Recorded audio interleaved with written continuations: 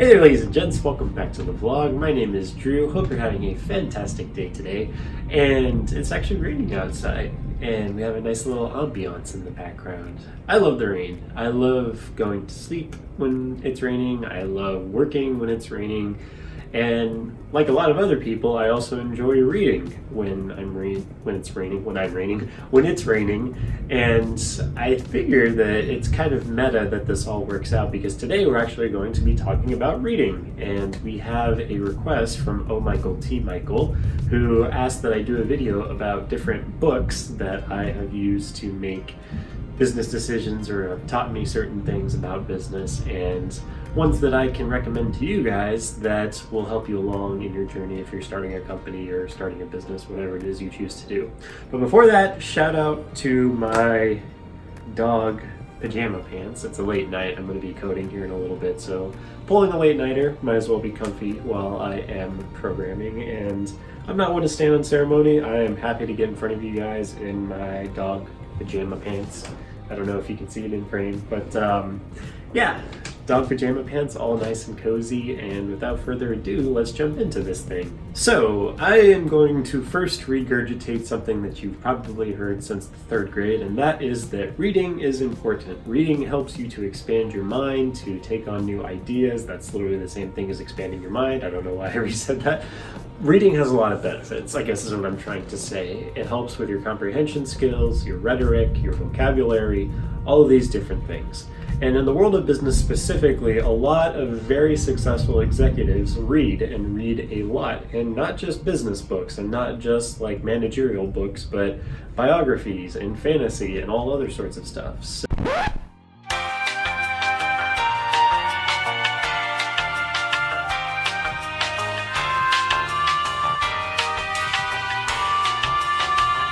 with that said, I want to sort of say one thing up front, and that is that there is no one book that covers it all, that will help you get an amazing company and help you in every single circumstance. There's not one such book that exists in that realm. But there are some books that get very, very close, and we'll get into that here in a second. If I were to categorize these 5 books, and being that there's not one book, I did 5 categories and I picked a book in each of those categories, and I want to share that list with you. But the way that I divvy up the reading that I do for, business related stuff, there's 5 categories that I kind of lump things into. And those are CEO bios, CEO autobiographies, so the CEO in their own words, best company profile or company profiles.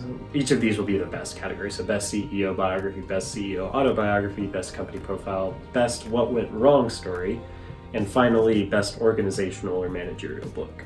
And each one of these categories has kind of a special reason that they're there. CEO biographies are obviously important because you want to be able to learn about different leaders and how they do things and what they could have worked on. And autobiographies are even better because we have a perception of these leaders, but obviously they have some behind the scenes knowledge, or they know how that they think. And when they choose to write a book, that is very good because you can see their thoughts as well as the public's thoughts and kind of put that together into a full picture of the leader or executive that you're looking at.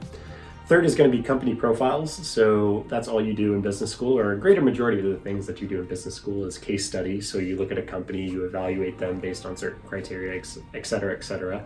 A company bio or a company profile is just that in book form. Best what went wrong story is, on the other side of a company profile. You want to be able to look at a company that's kind of iffy and make sure that you can learn from that and make sure you don't make the same mistakes in your own organization. And finally, the best organizational and managerial book. These are your traditional books that a lot of executives, VPs, and corporate people will assign to you if you want to do a promotion or that sort of thing. These are where you see like Rich Dad, Poor Dad, How to Win Friends and Influence People, Good to Great, which is one of the ones that we'll talk about here in a second. And there's the other one by Napoleon Hill. What is it? Think and Grow Rich. That's what it is. Sorry, it took me a second. Think and Grow Rich by Napoleon Hill. So those are traditional books that are often associated with business, and there's a good reason for that, which we'll get into when we get to that point. But to kick things off, we'll start at number 1, and that is best CEO biography. And for that, I have chosen Steve Jobs by Walter Isaacson. Walter Isaacson is a journalist for the Wall Street Journal, I believe, or the New York Times, a very big wig paper, and he's interviewed Steve a number of times, and he even says it in the preface that he doesn't hold any punches in this book, and he doesn't. He shows just how troubled Steve Jobs was as an individual, and it's very hard for me to criticize Steve because he's no longer with us, and by all means rest in peace. But he had a very profound impact on a lot of people, but I don't think it's the profound impact that a lot of people think it is. He is very tyrannical, and he had I think sometimes he even had unrealistic expectations of people. There's a difference between having rigorous expectations and having unrealistic expectations.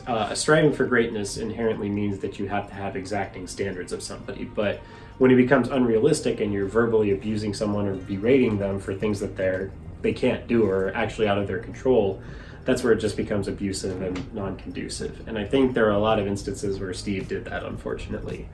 And like I said, excellent book, gives you a great story cover to cover of Steve's life, some of the things that happened early on that may have added to the tension in his life, all the way through to his death in 2011. So great read, great biography into one of the many captains of industry in the tech world. So highly recommend it. And Mr. Issacson leaves it at kind of proof left to the reader, so you're allowed to bring your own conclusions. He doesn't tell you how to feel one way or the other about Steve. He merely presents the facts.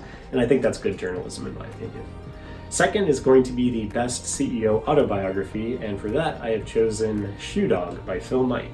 And I don't have a copy of this just because, actually I do have a copy, it's just with a friend, so I don't have the physical copy with me. But Phil Knight is a very, very humble and very, very interesting man. He's one of the founders of Nike, along with Bill Bowerman, who was the track coach at Oregon, who coached Phil when he was running at Oregon. And they got together and parlayed and started a little company called Blue Ribbon Sports that later became Nike, and now Nike is a multi-billion-dollar company in many different areas, not just shoes anymore. And one of the best things I like about Shoe Dog is he talks a lot about their executive summits, wherein they'd had this meeting or this getaway for a weekend, and they would have these meetings where they would all sit around a conference table and kind of bust each other's chops, have a laughing good time, and that's where some of the best creativity came for Nike. And it really reminds me a lot of mechanics, because at mechanics we start every meeting with 3 rules. No bad ideas, no stale ideas, and prior art is still art. So I'll do a whole video on those 3 rules later down the road, but it's very similar to the name. I can't remember the name of this meeting. Phil had a specific word for it, but in that environment where you have candor and you have camaraderie and there's a challenge, but not necessarily challenging you as the thinker, but what you are thinking, that's where the best kind of innovation comes from. So when people know that they can challenge ideas and not take personal offense to it, but also have a good time about it, that's where the magic happens. And that's really where some of the most amazing moments at mechanics have been, and clearly some of the most amazing moments at Nike as well. So excellent in that. And there's plenty of other stories in the book that he talks about that are very similar and I think are very conducive to starting a good company culture. So Shoe Dog by Phil Knight, highly recommend. The third category is Best Company Profile, and for this one I chose Insane Mode by Haymish Mackenzie. Haymish Mackenzie is actually an Australian author. He's written a lot of really great pieces about the tech sector. He actually wrote a book called Beta China, which is about the Chinese market and the rise of its tech sector. I haven't read that one yet, but I've got it on my list. But he also wrote a book called Insane Mode, which is the one we're talking about, and that talks all about Tesla and their rise to power and how EV transport, electric vehicle transport, went from like a kind of niche idea in the early 80s to 90s to Tesla coming up, and now it's kind of a global idea. When there's a really good humanitarian idea, it becomes a global idea. And once one company has a proof of concept like Tesla does, that EVs can be viable and they can be sexy and nice and sporty cars, then it becomes a global idea and people catch on. And just like we talked about in the $1 Million Idea video, when you have some sort of humanitarian goal at your company, it becomes kind of a global thing, or people start to notice you because it's not just a niche thing, or it's not just one thing that people in a certain area need, but when you meet a humanitarian need or you help the entirety of the human race, then the whole human race tends to notice. So that's a very kind of existential view of the book, but on paper it shows kind of the rise of Tesla and the rise of the EV revolution, and it's really cool. And I really like Haymish's writing style. It's very down to earth and very candid, I guess you can say. So it's a fun read. Fourth is going to be the best what went wrong profile. And for this, I chose Bad Blood by John Carryou. And John Carryou is an investigative journalist for the New York Times, I believe, one of the bigger newspapers out there. And he's written a lot of really great investigative pieces. And he did this particular piece, Bad Blood, about Theranos, which is a Silicon Valley startup that was grossly mismanaged, and now the CEO and all these other people are on trial for fraud, and it was bad. I don't want to be the person to say with all this hindsight that it could have been done better, because really this could happen to any company. But Theranos is an interesting case study in mismanaging a company, obviously, but what Bad Blood kind of glances over, but I think a lot of other people need to be looking at, is how this company got money in the first place. Because the long and the short of it, Theranos was a company that made medical devices. They had this machine that could take, or was supposed to be able to take, a prick of blood, like no more than a couple droplets, and do thousands of blood tests on it. And the way that it turned out was kind of a bait and switch. So they would send the sample off to a Theranos lab. Some of it would get done on the Theranos machines. Some of it would get done on the Siemens machines, which are standard laboratory equipment. Sometimes solutions had to be diluted, or samples had to be diluted. There were issues with like false positives for big ticket like tests too, like HIV and Ebola. Like there were false positives. Imagine getting a false positive for Ebola, or like a false negative for HIV, and then you go have intercourse or sexual relations with somebody, and surprise, you pass on HIV. I shouldn't be laughing about that. That's a horrible idea, but it just gives you some kind of context into how bad things were with this company. And really, if I were a VC firm, and 99% of the VC firms out there will do their due diligence. They'll say, hey, get me a beta product, get me a go-to-market, get me test results, or get me, market results, get me a cap table of how you're going to distribute this funding. There's a lot of due diligence that 99% of the VC firms out there do. But I feel like with Theranos, they just talked a big game, and they got like $150 million in funding through 2 or 3 rounds. They had a $10 billion valuation at some point. And they didn't have anything, or they weren't delivering on what they were promising investors and customers. They had a machine that was hit or miss, and I think they should have been cut off a lot earlier than they were. So it's like I said, it could happen to any company. I hope it doesn't happen to Mechanics. We're kind of shying away from VC funds for that exact reason, but again, read this book and make sure that it's not your company that gets the next John Carryou piece written about it, because it's bad. But without that, we'll finish on a high note. And the 5th and final book that we're going to talk about is best organizational/managerial book that you can read, in my opinion anyway. And that is Good to Great by Jim Collins. Good to Great is one of the staples in the business library of many executives. It was written in 2001 and then revised in 2005, and there's tens of thousands of man hours worth of research that have gone into this book. So if you're a data nerd like I am, and you like conclusions that are backed by fact and data, then this is the book for you.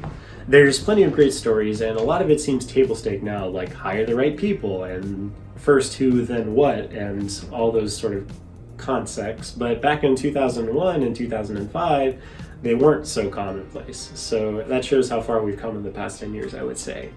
But one chapter that I really love about this book is the talk about different levels of leadership. So there's level 1, level 2, level 3, level 4, and then at the top there's a level 5 leader. And the level 5 leader has 2 individual traits about them. First is that they put the mission and the vision of the company before their own personal glory. And second is they have the drive and determination to steer the company in that direction. And again, referencing back to our $1 million idea video, when you put value into the world, the money follows. So you have to have a humanitarian vision or some sort of value that you're adding to the world before the rest of the stuff falls into place. And being a level 5 leader means saying that this idea or this notion or this thing that'll help people is bigger than me, and I need a team of people to help me accomplish that, and now I need to lead that team towards that goal. So be a level 5 leader. If you can only read one book before starting your company, do Good to Great. Like I said, there's no book that can teach you everything that you need to know, but Good to Great is very, very close. So highly recommend this one by Mr. Jim Collins and Co. And that's the list. I know we went through it kind of quickly, but I'll have links to each of the books down here in the description. So feel free to look there and be sure to leave a comment. Let me know what books you're reading, and videos, I guess, but what books are you reading that are helping you with your business journey and starting your own company, and what pieces should I read that are in the realm of business? Because I want to have a reading list and I want to be able to read more books and what you guys recommend as much as you guys read what I recommend. So yeah, leave me a comment. Let me know what you guys are reading right now. And if you like the video, leave a like, obviously. If you didn't like the video, leave a dislike. I learn as much from the dislikes as I do from the likes. And we'll wrap up today in the normal way. And that is by me saying, always remember that you are wanted, you are loved, and you are appreciated. You have a special talent that nobody else has, and the world is waiting on you to bring it out. So muster a little courage, go out into the world, and change it. That's what the world's waiting on. You.